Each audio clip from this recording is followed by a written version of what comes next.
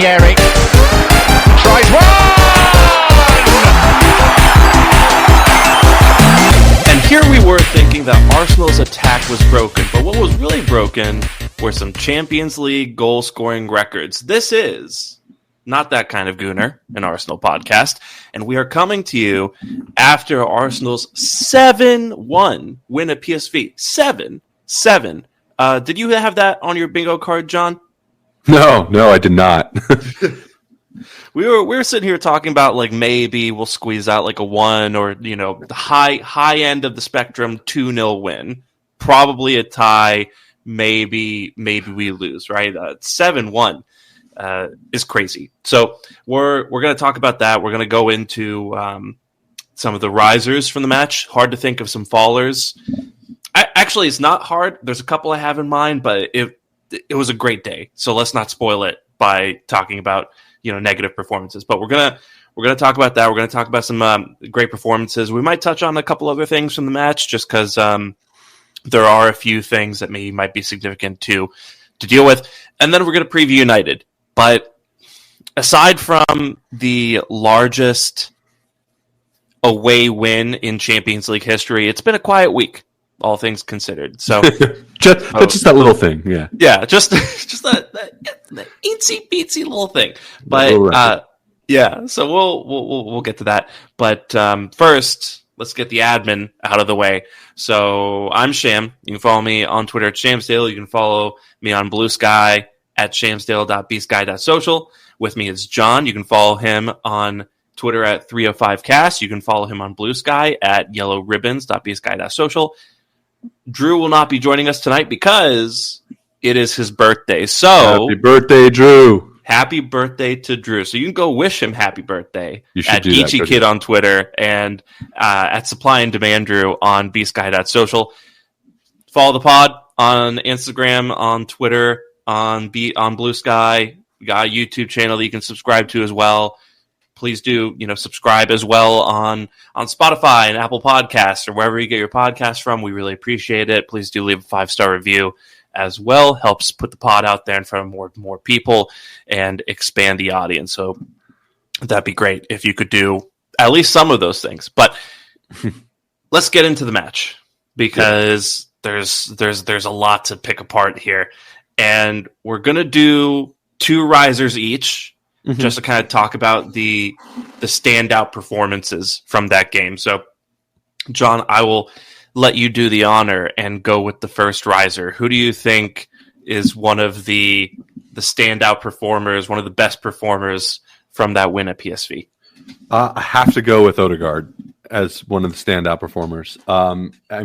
This is a man who's been kind of struggling to get any kind of goals to his name. You look at him in prior seasons, he was a very prolific goal scorer, and then there's been questions, obviously, with his injury, and then with his familial changes. He just had a kid, and there was questions about maybe, he's staying up all night trying to take care of this kid. There's all those kind of standard theories that started going around the internet when a player seems a little bit out of form. He looked like Trossard for a bit. He did. He was very kind of emaciated looking, and people were worried about his health. But obviously, coming back from an injury, that sometimes you want a player to be a little bit lighter physically, just to lessen the impact and the load on their body. But that was not the case against PSV. He was absolutely electric, I thought, at times. And I think that you could poke little things here and there, sure, but it was definitely a reminiscent of past Odegaard kind of greatness that I saw. I think maybe he got a little bit lucky with the second goal. I think Benitez should have maybe done a little bit better for the second one, but you still got to put it there.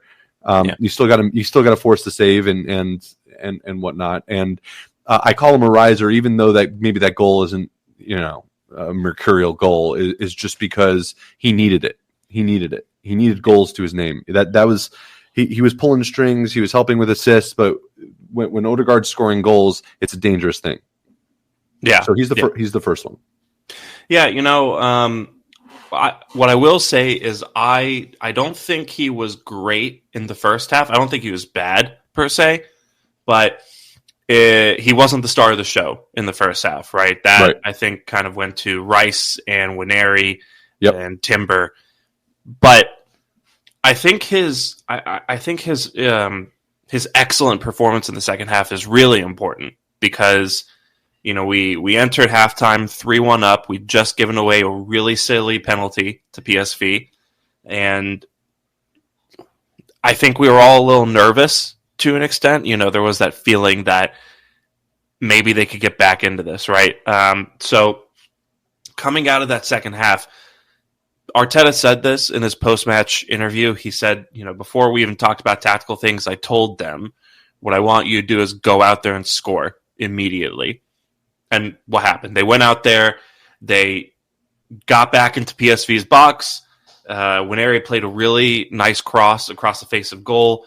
Goalkeeper just parried it right into Odegaard's path, and he had an open net to hit into.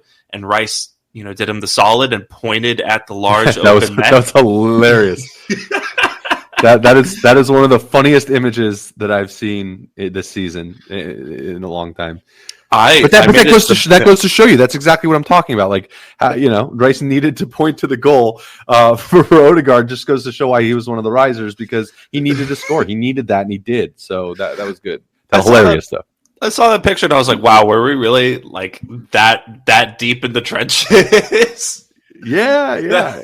That Rice is just like, Martin, bruv, you gotta put it in here, mate. Yeah, it reminded me of I don't know what team it was, but it was like there were these the fans had like these big arrows that they were pointing at the goal because their team couldn't score. Oh yeah, was that a German team? I think I don't recall exactly, but it was kind of like it's same vibe basically. Same vibe. So look, I completely agree with you in terms of the first half performance. And we mentioned this in the group chat. I said I didn't think we looked great in the opening 15 minutes or so. I thought there were some okay things, but they had a clear cut chance that should have been 1-0 to them. Hit the woodwork. I mean he's gonna be really upset he missed that. I think that there's it's a different vibe to the game if that goal goes in. But that is European football. Big away days, you're going to have teams, it doesn't matter what kind of form they're in, sometimes they're going to come in and they're going to give you trouble, and you need to be able to make sure that you get a little bit lucky sometimes, but then are able to turn it on when you need to. And I think that we did that, and Odegaard was a big part of that. So he's definitely a riser for me. Yeah, we definitely survived a couple key moments from PSV. They hit the bar, and then I think Lewis Skelly was very lucky to stay on the pitch. Absolutely. That 99 times out of 100, that's a second yellow. So if that's in the Premier League, he's that's a straight red. Yeah, 100%. Like it's obviously a second yellow, but who knows? Yeah. Actually, it's Arsenal. Yeah, but you're still right, because in the Premier League, it just feels like if you commit 2 fouls now, you might get a red card. You know what I mean? Yeah, they'll skip the second yellow now. Yeah, so I did appreciate it from the ref just to kind of try to calm things down, and I guess give us the chance to kind of make a decision about whether or not we wanted to take on that risk. But yeah, if I'm a PSV fan in the first half of that game, I'm pretty upset. In the second half, there was that one fan that was in like the red jacket. You saw him there. Like he was, I had this weird kind of irrational fear that he was going to really influence the game somehow. He was this kind of boisterous, strident fan in the front that was screaming at the ref to give the second yellow. And I was a little bit worried, because you could see when Lewis Skelly makes a challenge, he just kind of gets up and he looks at the ref, because he kind of knows what he just did. And at that point, we're still in a good position. I think we were 2-0 up right at that point. So we're still in a good position to, but then the dynamics change, right? Yeah. Now all of a sudden you're defending away from home in the Champions League, down to 10 men. It's just a different game. And he got lucky. He got lucky there. Yeah, and I think as terribly as PSV set up defensively, they still have some really talented attacking players. Perisic. Perisic. Even at 34, he's no slouch. Noah Lang, I've always thought was a little underrated. They have Bakayoko. I think he came off the bench. on Tuesday. Yeah, they have Luke De Jong, I think, still has a little bit of gas in the tank. They had some really good players on the pitch, and so, if you go down to 10 men and you give them the ball, that's pretty bad news for you, especially in their house. But yeah, with Odegaard, when he put in that fourth goal and then he took that shot to make it, I think it was the sixth goal. Yeah, it was to make it 6. And then he played that lovely, lovely pass to Calafiori. Oh, disgusting! Outside of the boot. Yeah, that pass is filthy. Yeah. Well, filthy. When he played it, I was like, "That's the Odegaard I know." Yeah. That's because he's always been kind of a through ball master in a way. He's not like Pirlo where he's going to like sit deep in the armchair and he's going to like play these crazy passes. But like, if you give him the space, you mean Granit Xhaka, right? Oh yeah, yes. Yeah, if just any amazing deep lying playmaker like Pirlo or Xhaka, one of those guys. But like when you have him like in the right hand side pocket or even the left hand side pocket, and you just give him a little bit of space right outside the final third, I think he can really work some magic. So I think at that point, seeing him take a shot from like 25 yards out and then seeing him play that ball to Calafiori, I think gives me a lot of hope moving forward that Odegaard is kind of starting to feel himself again and has that confidence back. I think we should temper our expectations a little bit because no one is going to play us like PSV did for the rest of the season. That's just not something you're going to find at the Premier League. But who knows? Maybe United prove me wrong this weekend. Maybe Chelsea prove me wrong next week. But yeah, I just to have Odegaard kind of in a good frame of mind entering the next like week and a half or so, I think is going to be really important. So I guess for my riser, I'm going to pick Declan Rice. And I'll start by saying I think people have been really harsh on Rice this season. There's always been some weird sector of football Twitter that has really kind of had it in for him ever since Arsenal were the team that managed to sign him from West Ham. But even a group of Arsenal fans, I think, have really been harsh on him and kind of have expected things from him that he was never advertised as being. So whenever he has these games where, you need more of a party than a Rice and you need someone who can play those passes from deep and kind of pull the strings as opposed to, Rice's skill set, which is great switches, driving with the ball, winning duels, making late runs into the box, kind of being like a two-way midfielder and offering that defensive solidity as well.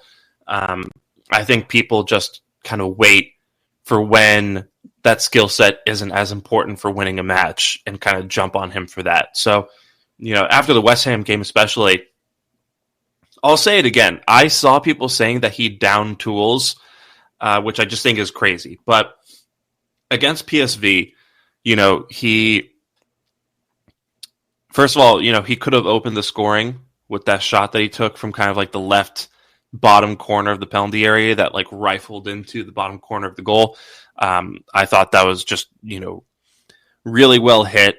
I think Rice is maybe one of the best ball strikers on the team currently. Mm-hmm. So it was a shame to see that ruled out, but he gets right back into it in terms of the goal contributions. He has the ball kind of with his back to goal near the byline, turns on the dime and just pops it over to the back post for Timber to head in. I thought it was a lovely cross. And then, he took that same shot for the goal that was ruled offside and forced a save from the keeper. And was just running all night and making those runs into PSC's penalty area. I think he did pretty well on the dual winnings front as well. And, it was just really driving the team forward. I thought it was an excellent performance from him. And I think he's been one of our best players on the season. So, I really hope people start to come around to him again and realize what a special player he is, because we're going to need him for the rest of the Yeah, season, definitely. especially against Real Madrid. So, yeah, that's why I have him as a riser. That's a good one. Yeah, yeah. Any thoughts on Rice? No, it was between Rice and, believe it or not, Calafiori for me. And Calafiori was kind of I think you could have said there was a good shout for Trossard as well, but I thought Calafiori particularly played well. The reason I say Trossard, that Trossard goal is filthy as well. Yeah, no, that was crazy. That was insane. And you know, to be involved in two kind of great goals, Calafiori, I thought, was extremely impactful in this game, in a game where he needed to step in probably earlier than was planned. Yeah. Because obviously you can't kind of anticipate Lewis Skelly making the challenges he did and being on the thin ice that he was. So I think the game plan was probably to bring him in a lot later. So to step in and be ready like that and to put on a performance like he did, I thought was very impressive. Yeah. Calafiori just is a fascinating player to me. Mm-hmm. You know, Tim Stillman wrote a piece for Arseblog earlier where he was talking about how left back for Mikel Arteta has always been kind of a weird position. And all 30 of them that we've signed. Yeah. Just like they've always offered some like weird wild card factor. Like every single one of them has like a different skill set. And so, you know, you have Zinchenko who can kind of tuck into midfield and pull the strings from there. You have Miles Lewis Skelly who can also do that, but also offers, you know, really elite carrying ability and is able to take care of the ball and can also kind of like function as something of a left eight. You know, Tierney, just your very typical like overlapping, bombing left back, so on and so forth. But Calafiori, I think, is just something else entirely, where when we signed this guy, you know, we were kind of thinking, okay, this is a left back who can, you know, also play center back. Maybe I heard the Italian John Stones a couple times, but some of the positions that he pops up in are just wild. You know, like I still think back to the winner they scored at Wolves, where he just ended up in the box and latched onto the ball with a really excellent finish. And then, you know, for Arsenal's 7th goal, which is still crazy to say, you know, just him making that run from the right wing for Odegaard to play him in is just another well-taken goal, very expertly struck to the far bottom corner. And yeah, just a really impressive player. Yeah, absolutely. And I think that goal, that 5th goal really is, I think, pretty underrated. I mean, the finish from Trossard's excellent, but also the strength that Calafiori had there, I think is very, very good. And I think to put the ball right where Trossard needed it, and just the movement from Trossard on that goal, if you go back and look at it, you'll see what I'm saying. It's very, very well worked.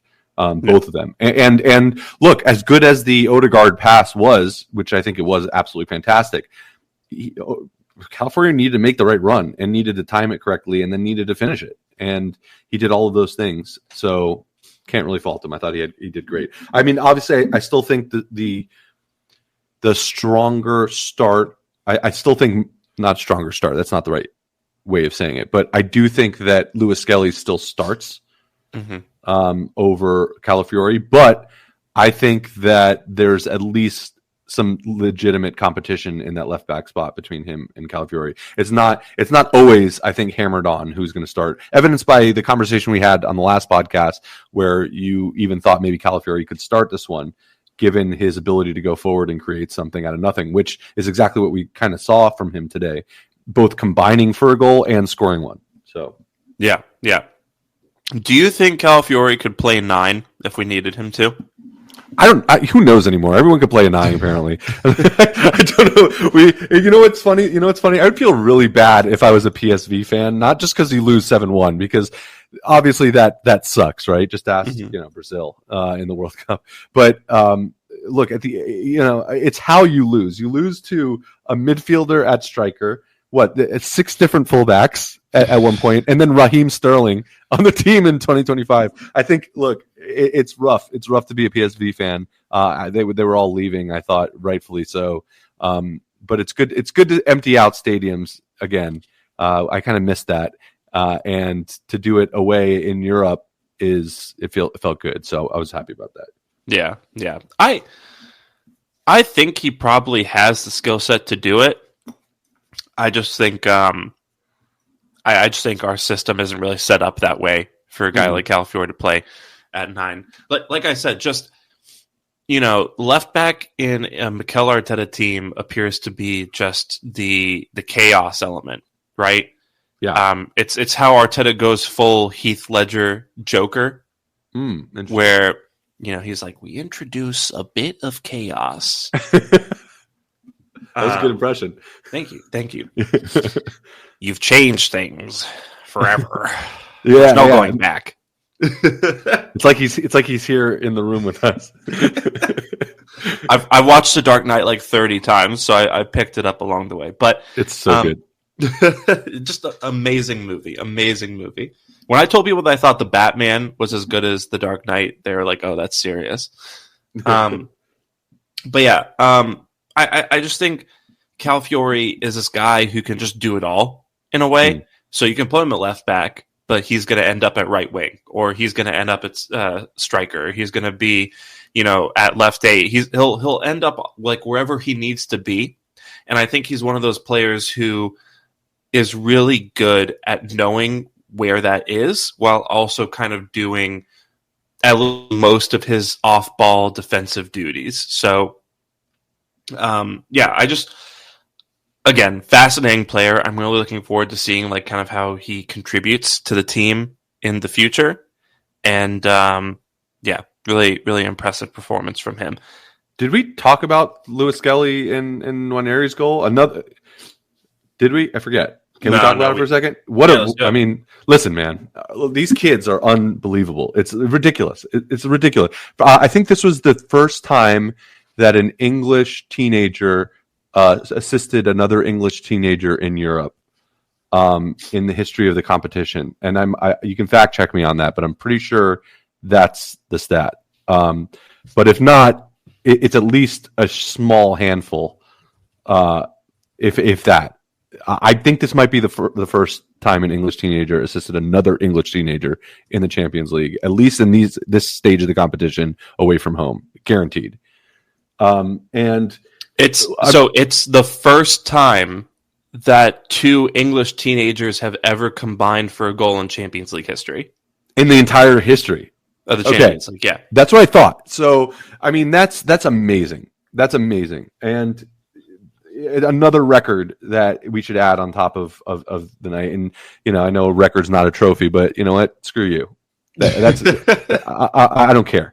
I love to see that. I'm absolutely buzzing for them. When Aries scored that goal, you could see it was kind of funny because after he scored, which was what a goal. I mean, I love those goals where you just kick the shit out of it. And like you see the back of the net fly up, no chance the keeper had. Lewis Skelly did amazing to get in the position that he was in and to get the ball out. And he just had to be in the right place at the right time and be aware of it. And then as he's celebrating, you could see the fans' faces of the PSV fans. And they're kind of like, oh, man, all right, whatever. That was a good goal. And then Nwaneri goes and starts like pointing at his badge, and they just go nuts. You could see their faces like get infuriated and start yelling at him and cursing at him. It's absolutely hilarious. And look, you need that little bit of an attitude to be a successful striker, I think.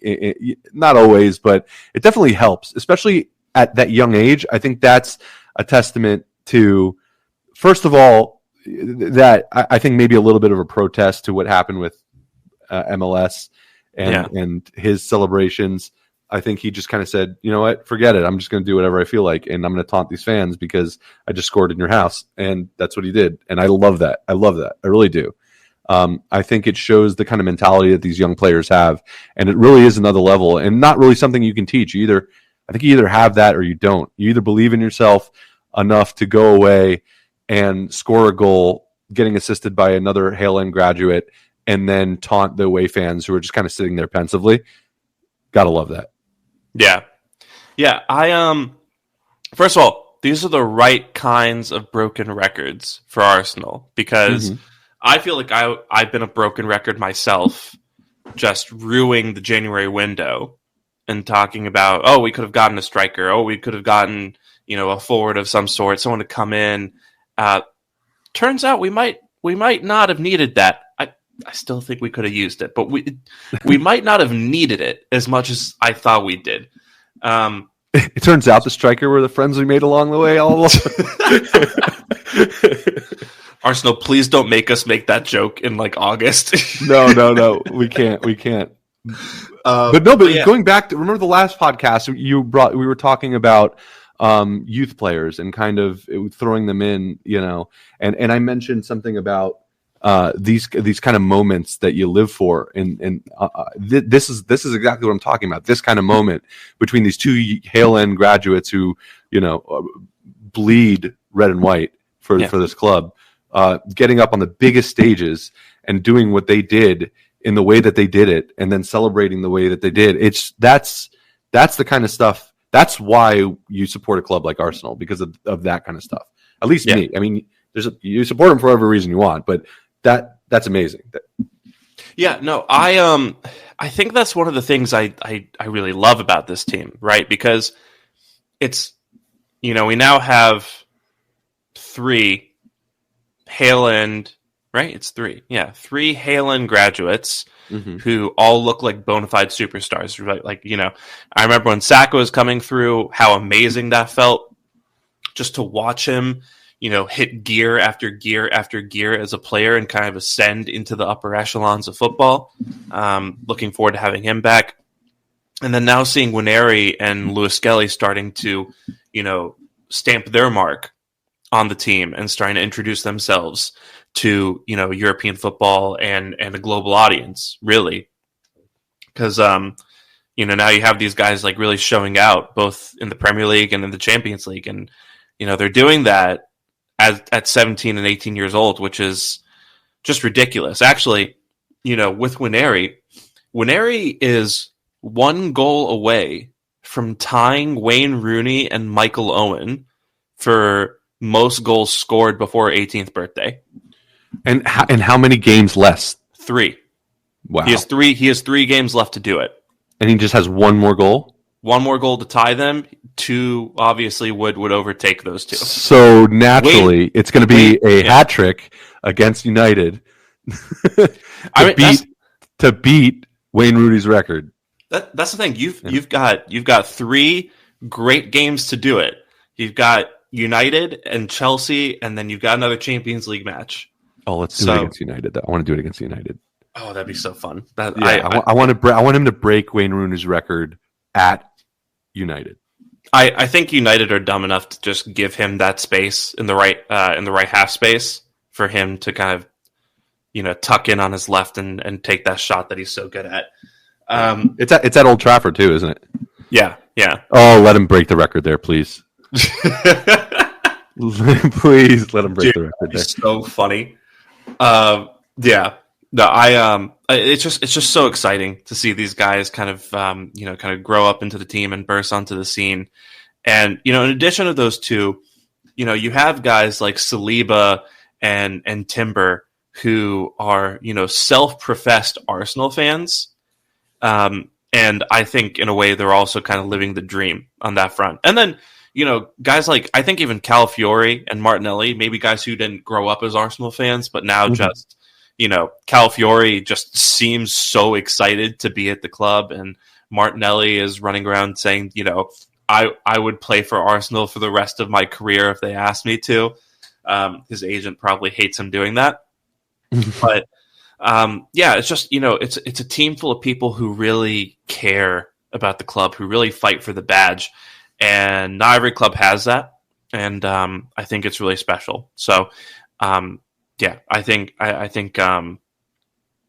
just, I look forward to watching that relationship kind of flourish more and more on the pitch. And Arsenal even put out this really lovely video kind of detailing Lewis Skelly and Nwaneri basically growing up together in football. Yeah, definitely. So, I think for my riser, I'm going to go a little unorthodox here. And I'm going to say that the riser is our attack. And what I mean by that is I think I want to give some great... Tricky. Yeah. So maybe let me tweak that a little bit. Our attacking game plan, right? And what I mean by that is, first I'll give some grace to Arteta, right? Where definitely he's had it rough this season. He's had to make it work without 4 of his best attacking players. When you lose Bukayo Saka and Gabriel Martinelli and Kai Havertz, that's pretty difficult to deal with. So, I accept that and I acknowledge that. And also I think there's something to be said about kind of teams adapting to not having those players anymore. And so I think we've witnessed that adaptation period, and, against Leicester and West Ham and Forest, I think this team was really trying to figure out how to play without their starting front line.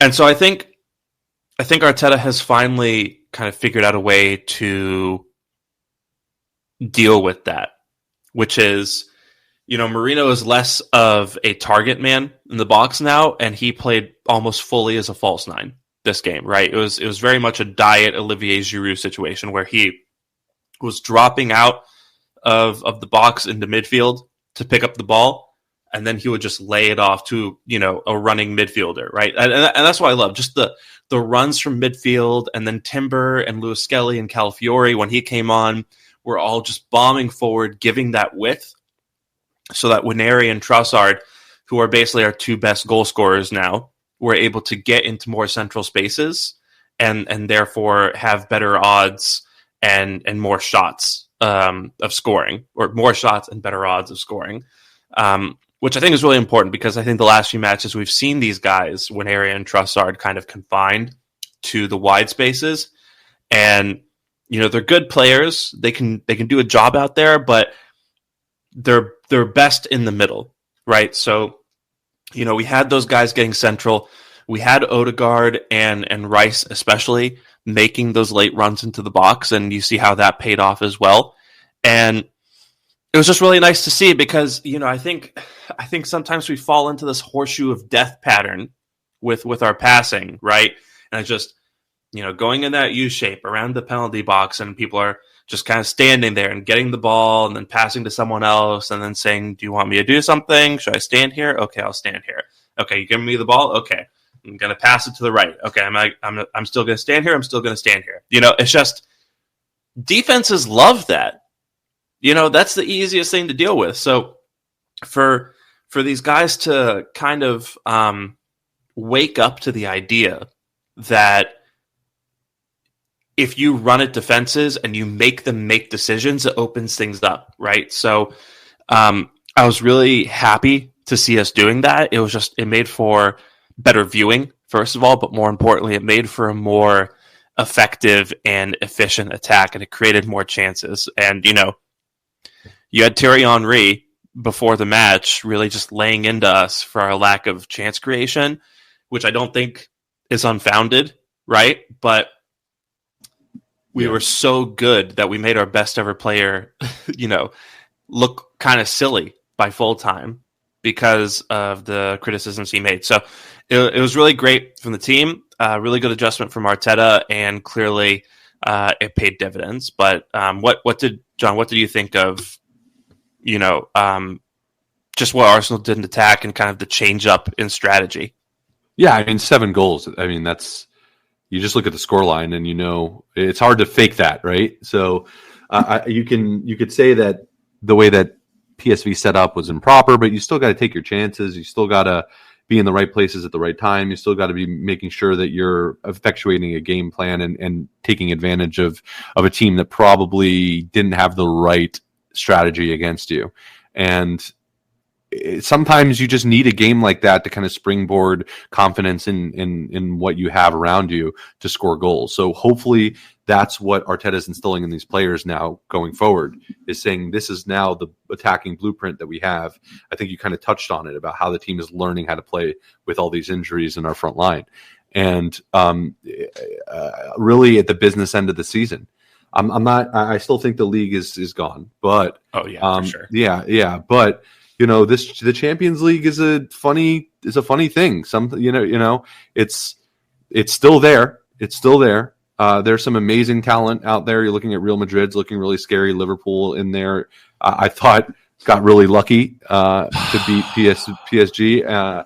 I think that if we're talking about referee decisions and just if you look at the stats of that game in terms of possession, shots on target, I mean, Alisson just kept them in that game, and it was it's a ridiculously hilarious indictment of PSG. I think, John, they had 28% possession. Liverpool, I know, and one shot on goal and one target. One shot on target and one goal, and then I think there was like 9 or 10, something ridiculous on PSG, and 0 goals. I mean, Alisson just shut him out. So, look, and then there's that questionable penalty call. It's just like I said, anything can happen there, and Liverpool just keep getting lucky this season. It's crazy, but they're still a good side, and obviously there's some difficult teams to still beat in Europe, but we're one of them. Even with our kind of depleted side, I think on any given day we can come up with something, and I think Arteta can come up with something. And I'm not putting so much faith in it. Obviously, it's an uphill battle, but it's still there to fight for. There's still something in the season, and guess what? Doing what we did in attack, given the criticism that this team has had or has been levied against this team, it's a good start.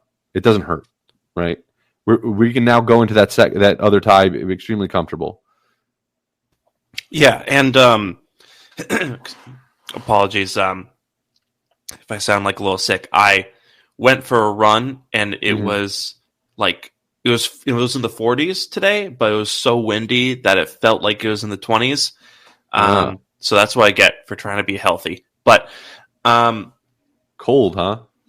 Yeah, I mean, I was fighting off something a couple days ago, and I thought it was gone, and then I was like, you know what I'll do?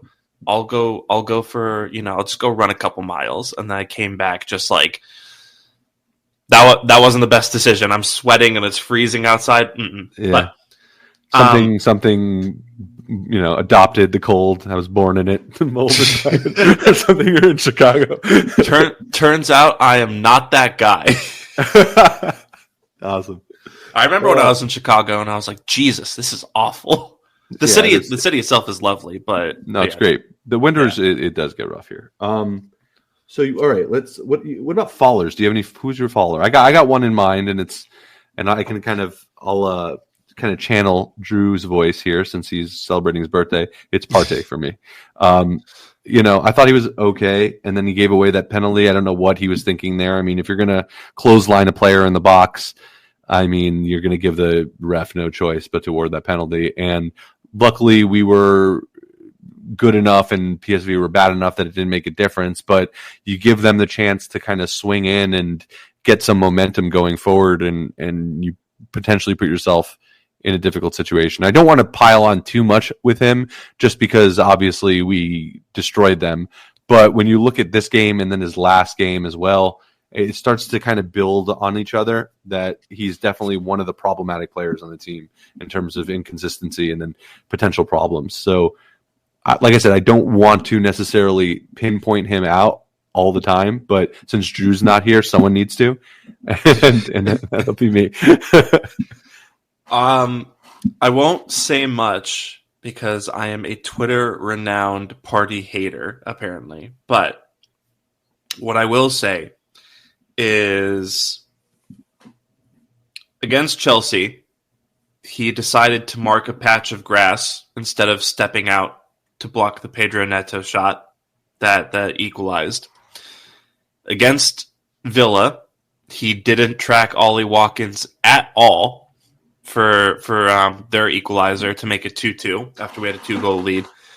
And against PSV, he clotheslined someone in the box and like right in front of the referee, gave away a needless penalty to make things nervy for a few minutes until Odegaard and Trossard really decided to put the knife in PSV's coffin.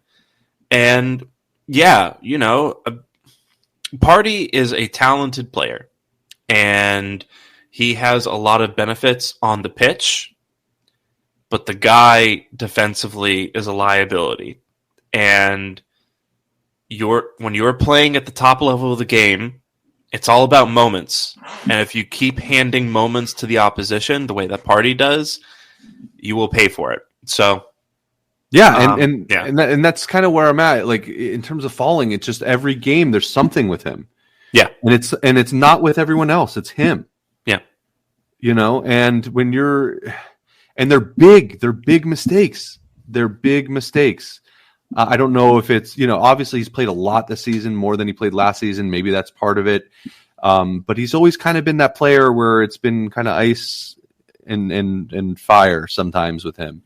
Yeah. Now it's just when everyone else is so kind of locked in defensively, it really stands out sometimes.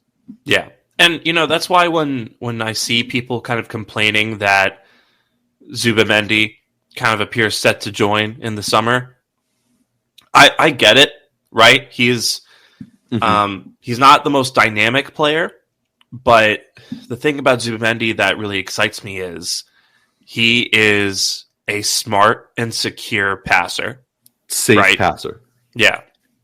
And he'll do incisive stuff as well, and he has a little bit of physicality about him, but this isn't a guy who's going to give away sideways passes 35 yards from his own goal.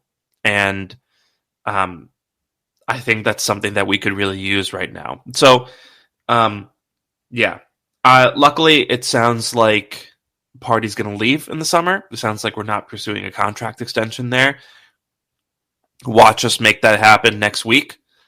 But I think the Partey chapter at Arsenal is ending, and we can kind of move away from that kind of liability in the way that we play football. So, in terms of fallers, for me, we already talked about Lewis Skelly. As a faller? Nah, I'm thinking about him. I don't want to go with him, even though it was. Right, because of the poor decision making. So I won't say he's a faller, but I will just kind of say that was a very naive moment from him. Yes, and someone does need to kind of sit him down and be like, hey, look, you don't need to slide in like that in those situations. Yep. There's already a target on your back that people are trying to put there. Which, by the way, Newcastle fans seem to have it in for him. I think it's hilarious that fans of a club that Joey Barton called home for 4 years are suddenly going after a guy for making a couple ill-advised tackles and for a red card that was overturned. Right? Pot meat kettle. Yeah. I'm sorry. I'll take Lewis Skelly any day over, famed wife beater and a guy who once used an academy player's eye as an ashtray. But yeah, so that's what I'll say about Lewis Skelly. Just kind of relax a little bit. I think he learned his lesson. This is a good lesson for him to learn, and it was one where we didn't really get punished by it. No. And I think that we're at 35 minutes. He gets taken off right before halftime. 10 minutes before halftime, whatever it was. And he didn't look too upset. He kind of understood. He got it. I think he understood exactly. Yeah. And that's a lesson. Getting taken off in a big stage like that, maybe he just got sucked up in the moment. He's a young kid. I understand. But again, all's well that ends well. And I think that as far as lessons go, this was a good experience for him. Yeah. So, I'm not worried about him long term. What's the name of that one assistant coach that we had who was working with Ben White in the Amazon documentary? Is he the one that was kind of psychologically helping him out? Yeah, It was that scene where he's they're in the video room and he's chatting with them about it's almost like a life coach or something. It felt like he was talking to. Yeah, yeah. So Lewis Skelly is probably going to have a few sessions with him, and then he'll be good to go. So yeah, not worried about him. I think in terms of fallers, I will pick Sterling because these are very easy pickings. Unfortunately, I know. Well, the thing is that they're consistently lackluster. So what are you going to do? Yeah, and here's the thing, right? In the Premier League, I get it. It's tough. You are very clearly past your prime. But up against PSV, when you are winning 5-6-7-1 and you can't beat your man out wide, what are we doing here? No. What was absolutely. And he looks bad when he runs. Like when he gets the ball, just the way his gait is, the way he kind of shuffles his feet a little bit when he gets ready to drive at a player. Something's off, and not in the way that his gait is usually slightly off, because he's always had kind of a funny run. It's kind of been yeah. But now it's like he was still able to get that burst of pace, right? But that's gone. It seems like back in the day, he was a Ferrari. But now he looks like an Oldsmobile, kind of driving at a couple of these wingbacks. So these fullbacks. So I feel like Arsenal fans are kind of having this conversation about if you bench Sterling, then that's it. You can't use him anymore and all that. I don't think you could use him before that.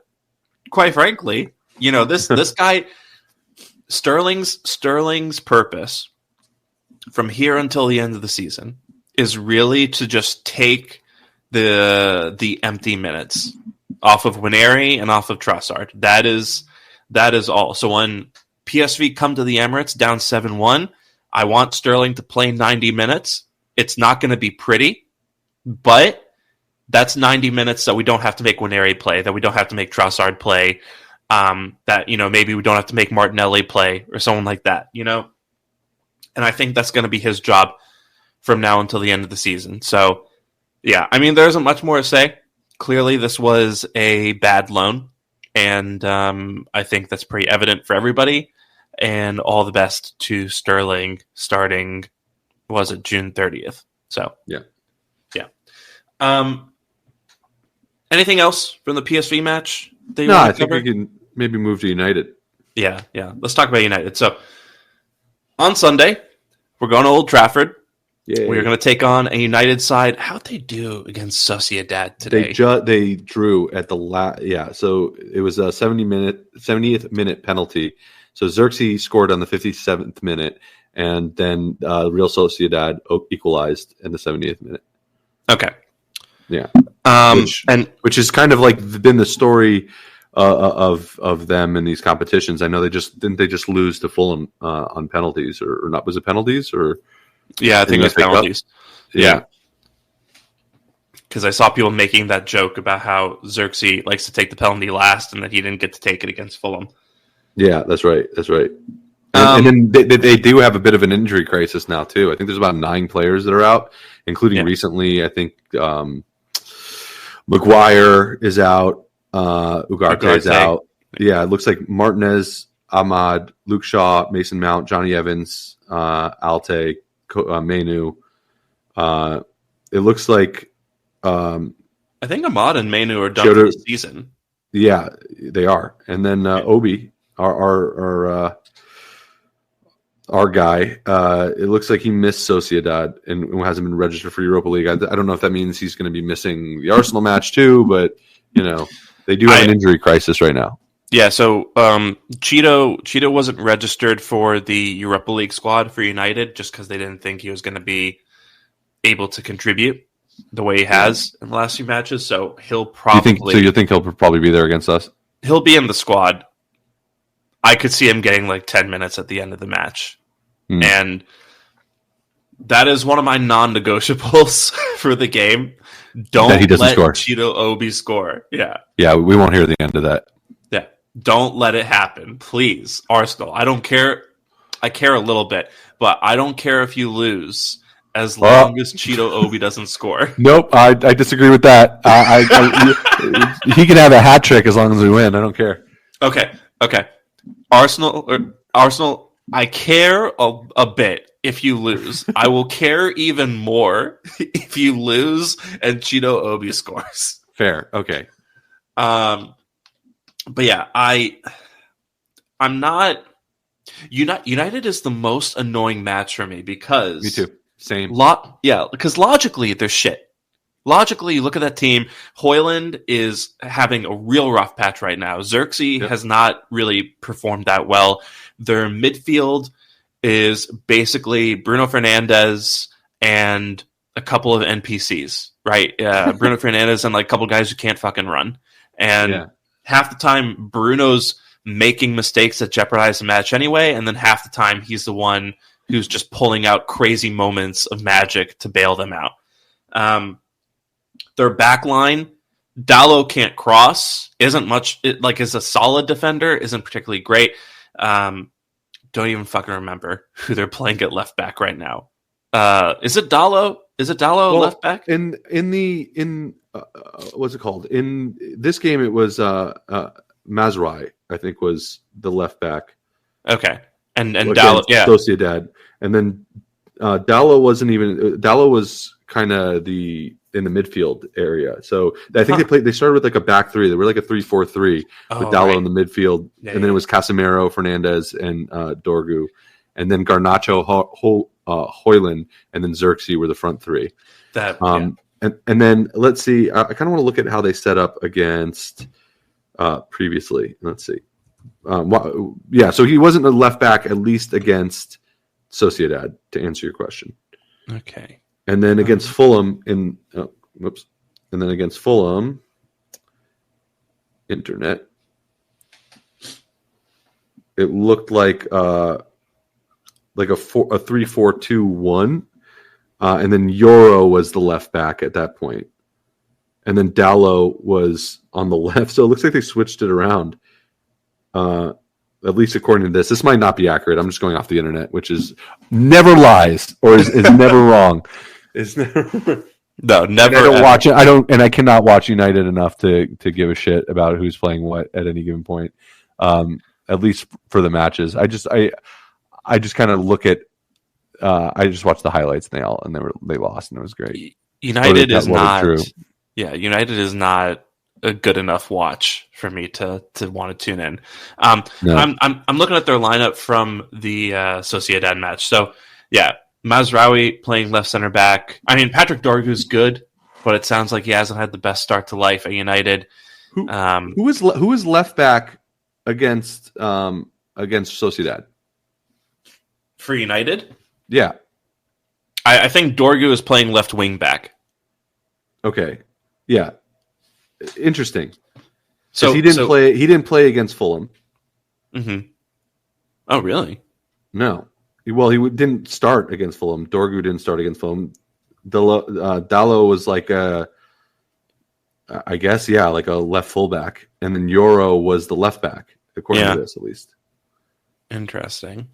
Yeah. So, if you look at their lineups, I mean, again, I haven't really been watching them too much, but just to put it in perspective, let's take a look at versus Ipswich, which they won, and then Dorgu. Oh well, Dorgu got a red card. That's probably why he didn't play. That's what it is. Yeah. So that makes sense. All right, never mind. Yeah. So I think Dorgu's had difficulty adjusting to the Premier League. It sounds like, and they do have a bit of an injury crisis in the back. They had to play 8 in heaven against Fulham. That midfield, like even if Ugarte is back, like you're talking about a midfield probably of like Ugarte, Casemiro, Fernandes, Eriksen, 3 of those 4 playing. Right. That's not particularly worrying. Harry Maguire, injured. I think, injured. He might be back, apparently. If he's not back, great. If he is back, I don't think Maguire is enough of a needle mover unless they decide to play a low block against us. Because Maguire, I think, is actually a really good low block defender. Agreed. But he's confident at least. Yeah, yeah. I mean, he's not. He won't. He's not as likely to do anything stupid in a low block as he is on the ball. That's a good way to put it. Yeah. So, like, objectively speaking, they're not a good team at all, and they've been dealt an injury crisis. Like, I think two of their best players are done for the season because due to injuries, and if we were fans of any other team, Yeah. I would be saying to myself, that's fine. 3-0 win, put it in the bag, and we'll keep it moving. But I just feel two things happen whenever Arsenal go to Old Trafford. First of all, I think United... The roof leaks. Three things happen when we go to Old Trafford. The roof leaks... And then I think United players see the Arsenal badge and just decide to have career performances. Something about the cannon really awakens almost like a visceral, primal hatred within United. Like they're playing with Game 6 LeBron hatred every time they play against Arsenal. Well, it's a little known fact that Sir Alex Ferguson takes the whole team and gives them ayahuasca before the match and makes them watch all those Invincible games. And so that's the third thing, which is I think the ghost of Sir Alex Ferguson visits every Arsenal player as soon as they step on the pitch at Old Trafford, and then they are playing the stadium and the crest instead of the team. Yeah. We've seen so many times a competent Arsenal side go to Old Trafford and then just completely forget that they're good. Yeah. It's kind of like what happens whenever City plays Spurs for some reason. Yeah. It's just something about it. I think with City, they just overestimate Spurs every time, and they just they're just playing kickabout level. Yeah. And then Spurs just hit them on the counter a couple times. Yeah. It is silly that's the team. Our first City, that they're kind of bogey team historically. But no, look, the United match, it's always one for me that I hate the most when I look. That's the first one I look to. When do we play United? Yeah. Because I hate it more than the North London Derby. I hate it more than Chelsea. I hate it more than City and Liverpool. I just never want to lose to them personally. You never want to lose in North London Derby. You never want to lose to Chelsea. You never want to lose to Liverpool or City, even though, at least recently we don't want to lose to City. Historically, we just kind of had to. But that one, this fixture just sucks for me. I just it's hard to enjoy it. And I think with Amorim in charge, I mean, the guy every week tells the world that he thinks United are shit. So... So I think this guy has no problem with playing a low block at home to Arsenal. Yeah. So that's kind of what I'm expecting to happen. He's going to mid-table us. Yeah. I mean, that's what they are right now. They're a lower mid-table team. Yeah. So I think they're going to set up in a low block. I think that's about the team that we're going to get. I wouldn't be shocked if Ugarte and Maguire are back, based on kind of what people in the know are saying online about it. So I think we're probably going to get Onana, De Ligt, Maguire, Euro, Mazraoui, Ugarte, Fernandez, Dorgu, and then up front, I mean, they don't have any wingers anymore, from what I can tell. Yeah, up front, I think it's going to be Xerxes, Eriksen, Højlund, or something like that. And they are just going to sit back, and then they're going to try to counter on us with Xerxes and Højlund. Excuse me. And hopefully they don't get lucky, I think basically is the game plan. But yeah. How do you think we're going to line up? Raya. Mm-hmm. Easy. I feel like we're being very cautious with White. So I think it's going to be Raya, Timber, Saliba, Gabriel. It was good seeing White come back on the pitch, by the way. That was great. Yeah, I forgot to mention that. What about Risers White? Honorable mention. Yeah, I would put him as an honorable mention. Actually, you know what? I think White will start. for this one. You think so? Because White, I think Timber had a great game against PSV. We didn't really talk Scored a about it, goal. but scored a goal. Was bombing up and down the flank all game. Really was terrorizing. The left side of their defense. Was playing that game like a derby because it kind of was for him since he's a former Ajax player. But I think Timber is more suited to those situations, right? When we are up against a team that is going to play us. I think he's really good at defending in those situations and then kind of getting up the pitch when there's space to do so. I like White against low blocks because he's much more natural overlapper at right back. And so I think it's a more natural combination with Odegaard since they played together more often. But I think he's just going to open up that space for Nwaneri and Odegaard to go central a little bit better than Timber would. So I still think Timber, but I would like to see White at right back. I think we're going to play Lewis Skelly at left back because I think you just kind of want him there to, maybe shut down the Mazraoui threat or the Xerxes threat. And then probably going to be Partey, Odegaard, Rice in midfield. Yep. And then Nwaneri, Marino, Trossard up front. Yep. Pretty much what we saw against PSV. Yeah, the Ben White shout's an interesting one. I wonder if that would. I think Timber is going to still get the start, but I don't know. Maybe there's somebody. I can't imagine that Arteta would throw him. Although this is not a great United side, I keep thinking it's United and it's this big match, but I do like the idea of giving Nwaneri and Odegaard a little bit more space. It'll be interesting to see Ben White with Nwaneri. That should be an interesting dynamic. We saw a little bit of it, obviously, but maybe from the get-go would be cool. Yeah. I think, obviously I don't really have any insight into where White is in terms of his fitness, but Right. We've seen him come off the bench a few times now. So I just think our next match is against PSV. Timber's probably going to want to play in that one. Mm-hmm. And then I think after that we have Chelsea, and I think Chelsea's a team that are actually going to attack us. Yes. So I think that's kind of a better matchup for Timber. Yeah. Agreed. Yeah. So I would play White just to avoid having Timber play four games in a row, or at least play 60 plus minutes. Yep. So yeah, that's what I would do. I'm not going to be disappointed at all if I see Timber on the team sheet on Sunday. But yeah, that's what I do. But I think the rest of the team pretty much picks itself. Mm-hmm. Yeah. Look, another cameo off the bench for White. I'm happy. It looks like he's getting some minutes.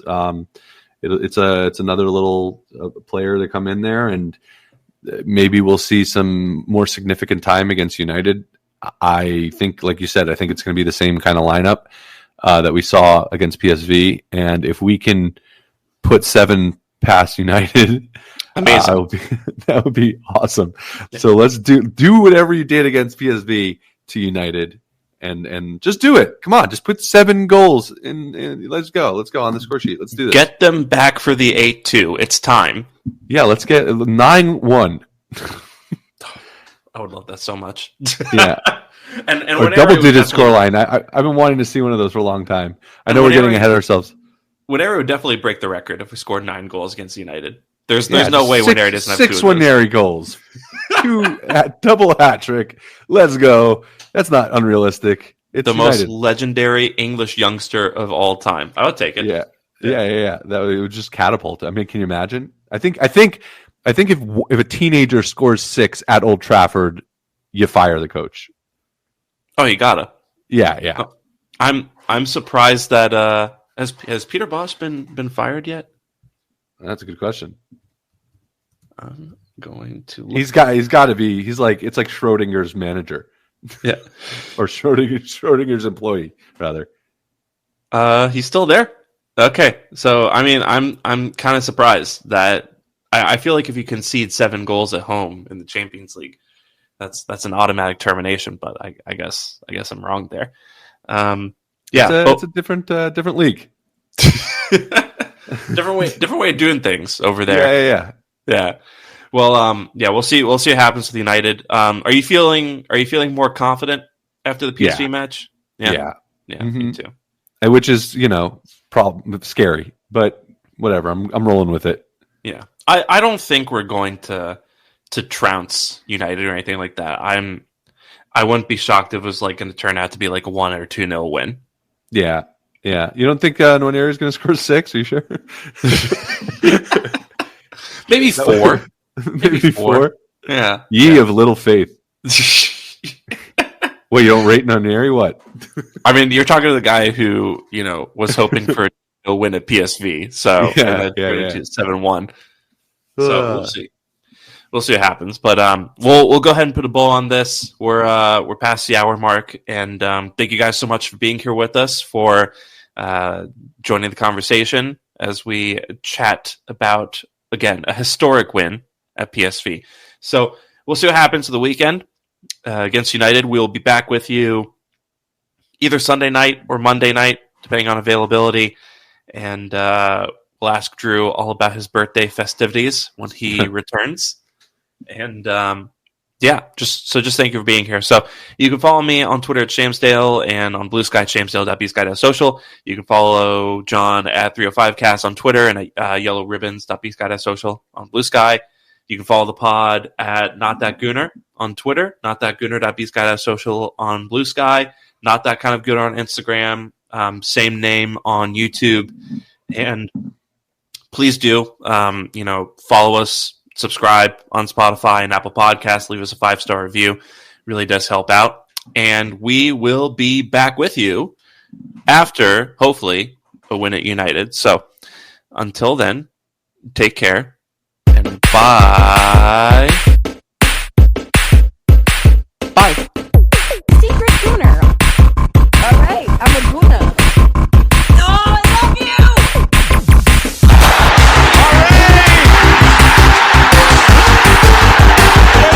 To go! There's the Mediterranean. Santi Cazorla! Kyle